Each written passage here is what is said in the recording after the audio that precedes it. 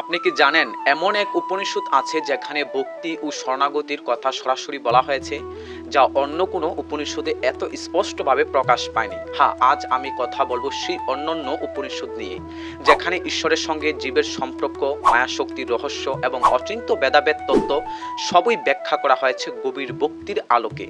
এই উপনিষদে অচিন্ত্য ভেদাভেদ তত্ত্বের বর্ণনা আছে, যেখানে ব্রহ্ম ও তার মায়াশক্তির সম্পর্কে এমনভাবে তুলে ধরা হয়েছে যা অন্য কোনো উপনিষদে এত বিস্তারিতভাবে পাওয়া যায় না। এই উপনিষদে সংস্করণের বিশেষ বৈশিষ্ট্য রয়েছে। এই সংস্করণটিকে সত্যি অনন্য করে তুলেছে কিছু বিশেষ দিক। প্রতিটি মন্ত্রের দেবতা, ঋষি ও ছন্দ উল্লেখ করা হয়েছে। প্রতিটি মন্ত্রের অন্বয় শব্দার্থ স্পষ্টভাবে দেওয়া আছে। বৈষ্ণব আচার্য রঙ্গরামানুজ মুনির ভাষ্য অনুসারে মন্ত্রগুলির ব্যাখ্যা করা হয়েছে।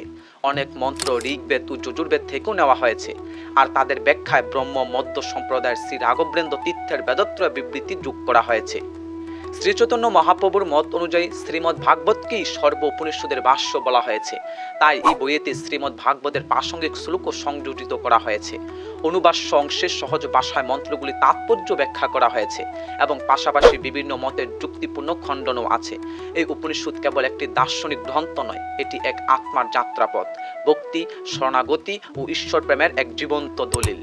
যারা সত্য সন্ধানী, যারা ঈশ্বরকে অনুভব করতে চান ভক্তির মাধ্যমে, তাদের জন্য এই উপনিষদ অবশ্যই পাঠ্য। সমগ্র ভারত বাংলাদেশে এই উপনিষদ পাওয়া যাবে।